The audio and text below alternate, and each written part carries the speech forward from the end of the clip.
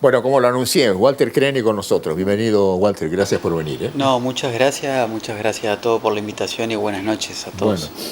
a ver, el motivo principal, por supuesto que vamos a hablar de otras cosas también, en la medida que el tiempo nos permita, es una discusión que tuvo lugar en el Consejo, la última sesión, Sí, por un plan de viviendas, de ocho viviendas, o creo que son 8 viviendas, que se ejecutó muy poco de ello, solamente se levantaron las paredes. Eso se frustró definitivamente, yo no sé si por la pandemia, si por la alta inflación o por qué razón, pero la cuestión es que eso se frustró definitivamente, casi definitivamente, no se sabe al final. Y los adjudicatarios, que son 8, reclaman que se las entregue así nomás, ¿no? Entonces el Ejecutivo admite ese reclamo y manda al Consejo un proyecto de ordenanza para que ustedes pongan el gancho y autoricen que se entregue esas viviendas, ¿no? Para ilustrar mejor a la gente, vamos a ver imágenes. Estas son las viviendas. Como se puede apreciar, están levantadas solamente las paredes. Muy precario el avance. Están todas sin techo. Ni hablar del resto, revoque, piso, qué sé yo, todo lo que lleva una casa, y están levantadas solamente las paredes, ¿no? Estos están en lo que se conoce como el loteo Marega.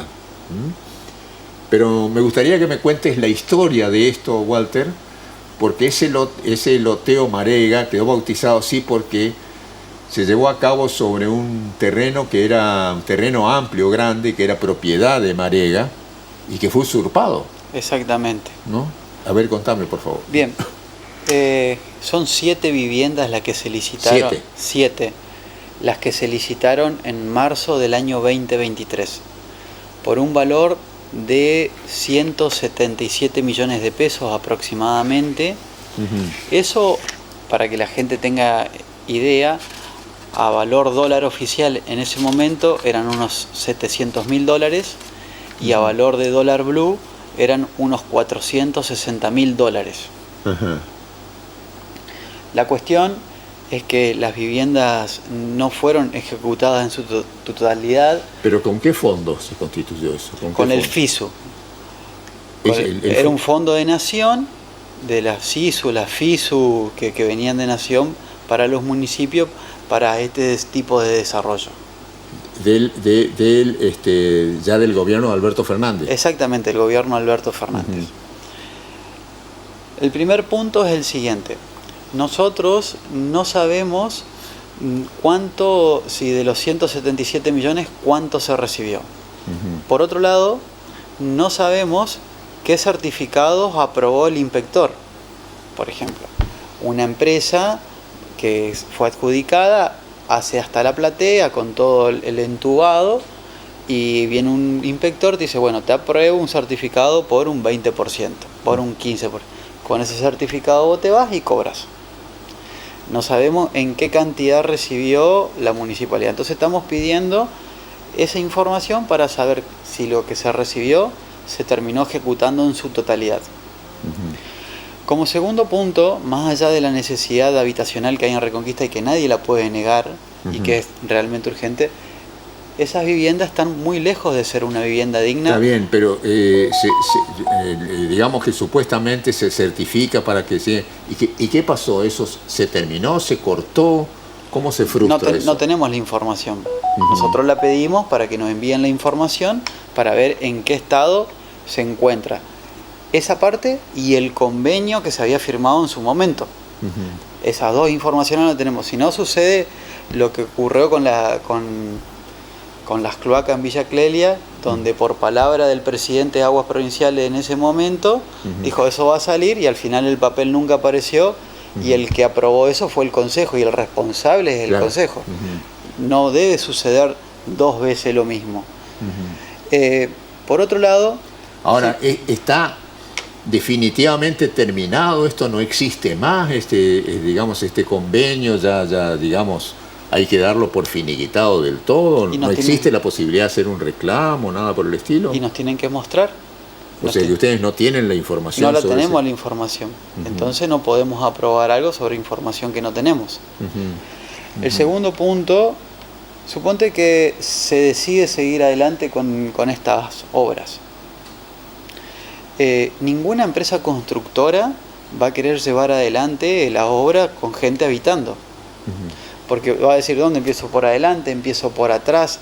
Fíjate vos que todas las obras de construcción de vivienda están cercadas, tienen cámaras, tienen seguridad, y sin embargo aún así les roban materiales. Ninguna empresa se va a querer hacer cargo. Con todo, y seguramente con los seguros que tenés que tener para que no haya ningún daño sobre las personas, algún accidente. Entonces, y por último punto, esas viviendas, fíjate que ni siquiera llegaron hasta el encadenado. Está hecha la platea y levantaron un poco las paredes, la mayoría no se siguió avanzando. Están en un 20, un 30% de ejecución. Cuando mucho. Hay que ver cuánto dinero se recibió y qué certificados se firmaron y si el convenio aún está vigente. Lo que se debería hacer, si el convenio no está vigente, es buscar financiamiento para poder ejecutar la obra y dar una vivienda digna a las personas. En ese lugar no pueden vivir familias. Y las familias que por ahí se quieren entregar estas viviendas no tienen las condiciones económicas como para poder llevar adelante una obra. Eso era lo que iba a preguntar. ¿Los beneficiarios de esas casas son los que en su momento fueron usurpadores del loteo? No, en teoría no deberían ser. En teoría no deberían ser. Hay una lista donde tienen puntaje las familias y se va asignando mediante ese puntaje. Yo sabía, digamos, que todo aquel que usurpe no iba a ser tenido en cuenta. Lo que sí no sé si esa medida se tomó vigente después de esto. Por eso te pregunto. Y hay una cosa más, Chino. Suponte que entra una familia en una de esas viviendas y le pone techo y le pone aberturas. Llega un par de meses adelante, un par de años adelante, una inspección y dice, ¿hasta dónde llegaste? No, yo puse, y el ejecutivo dice, no, yo puse las ventanas, los techos. ¿Cómo sabes si fue él o fue la persona? Y por otro lado, de respetar los pliegos de las viviendas que fueron inicializadas. Entonces, hay un montón de interrogantes que nosotros tenemos que resolver antes de avanzar en este sentido. Ahora bien, con el plan de viviendas del loteo de Xi'an, se hizo cargo la provincia, recientemente fueron entregados 34 viviendas. Están enfrente. Sí. Para que la gente se ubique, estas viviendas están ubicadas en calle 72, entre calle 63 y 67, barrio Virgen de Guadalupe, sería Guadalupe Sur Oeste. Está bien.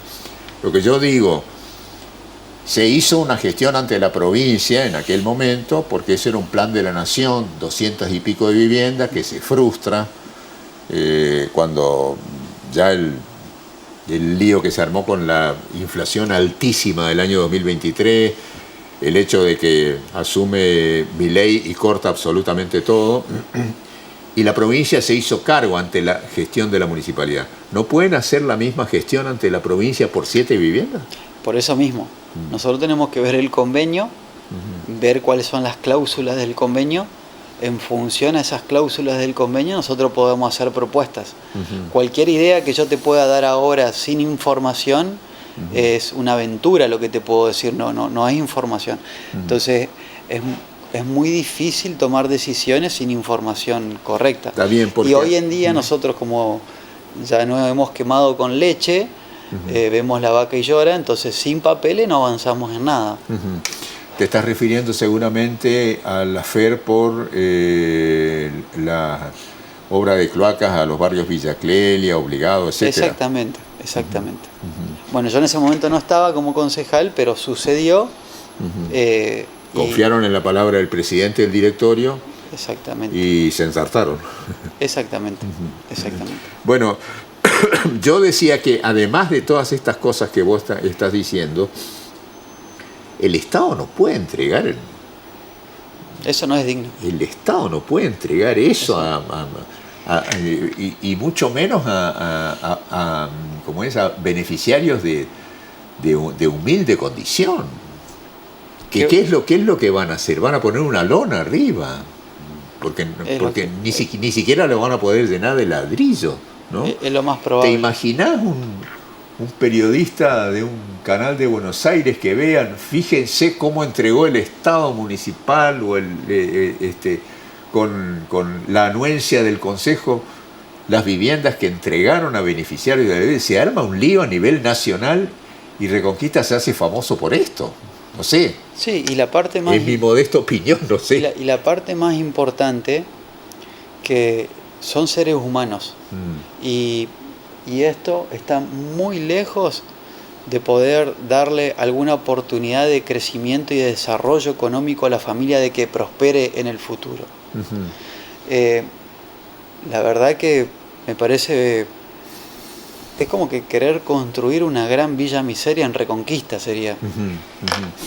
De todas maneras, las opiniones están divididas en el Consejo. Yo escuché la exposición de cada uno de los concejales y muchas dudas en el bloque de ustedes, en el interbloque de ustedes.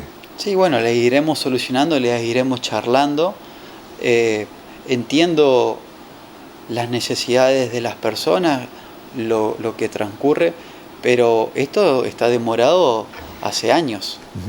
¿No? Y a mí personalmente no siento la presión por 2 o 3 o 4 semanas más para tomar una buena decisión con la información correcta, que realmente sea una solución para los usuarios y también sea una solución para todos los ciudadanos, de que nosotros estamos cuidando los fondos públicos. ¿Tienen noción de bien de la condición social de los beneficiarios de esas viviendas? Sí, hay informes técnicos de cada uno de ellos, sí. ¿Son de muy humilde condición? Sí. O sea que no están en condiciones de terminar esas viviendas. No. Por eso digo, eso va a ser un triste espectáculo. Paredes por los costados y una lona arriba. Sí, es lo más probable. Es lo más probable. Es lamentable, sí. Quedó pendiente eso hasta pasado mañana, que es la sesión. ¿Se define el jueves o va a seguir pendiente? Yo creo que va a seguir pendiente. Porque como te dije antes, no hay seguridad en el interbloque de ustedes, hasta es posible que voten divididos ustedes. Sí, igualmente nosotros nos reunimos siempre antes, sobre todo en los temas. Por ahí temas menores diferimos, pero los temas importantes tomamos decisiones en conjunto. Bueno, punto final sobre este tema. Aprovecho un par de minutos que nos quedan. Presupuesto 2026. No ingresó todavía el Consejo, así que lo estamos esperando. Tuvieron una última prórroga, la tienen que presentar ahora en noviembre, así que vamos a tener un par de semanas. Igualmente, hablo desde lo personal, yo no tengo problema en ir a extraordinarias para solucionarlo en enero, así que, bueno, nosotros, así como el Ejecutivo se tomó su tiempo para desarrollar el presupuesto municipal, bueno, nosotros también tendremos nuestro tiempo para analizarlo, que es el alma de cualquier administración municipal. Se supone que, bueno, la provincia ya lo presentó. Sí. La provincia está en estudio y a lo sumo se irá a extraordinarias de diciembre y terminan aprobándolo. Hay factores importantes a tener en cuenta para desarrollar un presupuesto municipal. El primero es contar con un presupuesto nacional, porque de eso depende la coparticipación nacional que recibe el municipio. También es importante el presupuesto provincial, porque también de ahí depende la coparticipación provincial que recibe el municipio. Después hay tasas de recaudación propia, que está el derecho de registro e inspección, y la tasa general de inmuebles. Y también hay algunas otras tasas. Entonces, le faltaba esa información para poder desarrollarlo. Y otra de las condiciones que tenés que tener en cuenta para desarrollar un presupuesto municipal es la tasa de crecimiento o el nivel de actividad que va a tener el país, y por otro lado la inflación que va a tener el país. Por eso anteriormente, cuando estaba Fernández, presentaban un presupuesto y después había ampliaciones, porque proyectaban, por ejemplo, el 60%, el último año presentaron el 60% y la inflación fue del 212%. Entonces no hay presupuesto que resista eso. Bueno, y junto con el presupuesto, casi en forma inmediata, probablemente sea antes, la ordenanza tributaria. Exactamente. Exactamente. Así que bueno, hablaremos, discutiremos. Le echan la culpa a ustedes del tema de la eliminación del, ¿cómo es? Del buen contribuyente. Ustedes son los culpables. No, en realidad no sé cuál es la acusación en términos concretos. Había un descuento, bueno, creo que era del 15% en total. Eso lo dije varias veces, eso es un engaño, porque es un diferimiento en el tiempo. Sería, si a vos te hacen un aumento del 50% y sos buen contribuyente, no lo pagás ahora, sino lo empezás a pagar dentro de 6 meses. Como la inflación viene a la baja, en algún punto esas dos condiciones se encuentran. ¿Me explico? Sí. Y bueno, es lo que sucedió. Y lo puedo discutir técnicamente con cualquier persona, ¿no? Sí, lo cierto y concreto es que la tasa general de inmuebles, a nosotros, a los que nos acogíamos al beneficio del buen contribuyente, y lo que tenemos que pagar ahora es un 121% más. ¿Por qué? Un 70% en el primer semestre y un 30% en el segundo. Y 0 ahora, en diciembre. Que se paga ahora hasta diciembre. Sí, y 0 en diciembre. Sí. 0 en diciembre. Y en diciembre, a partir de diciembre, 0%. Exactamente.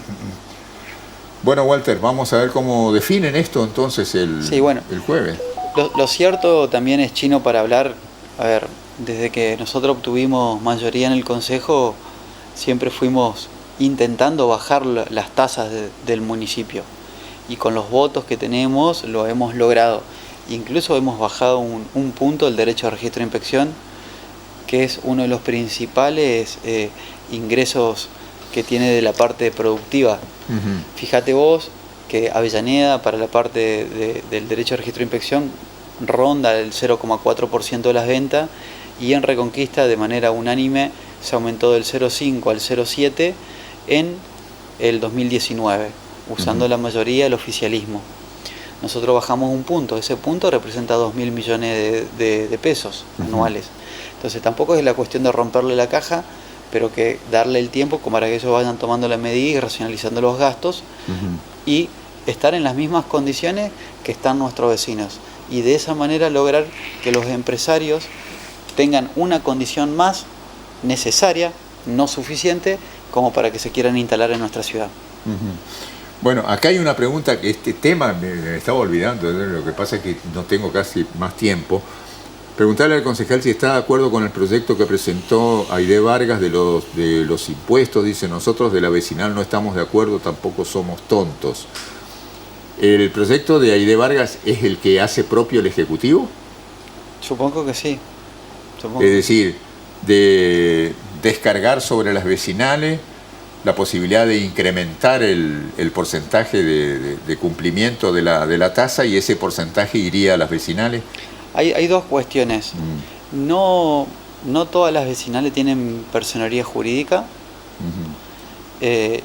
No cuentan muchas de ellas con los contadores que les lleven adelante los papeles.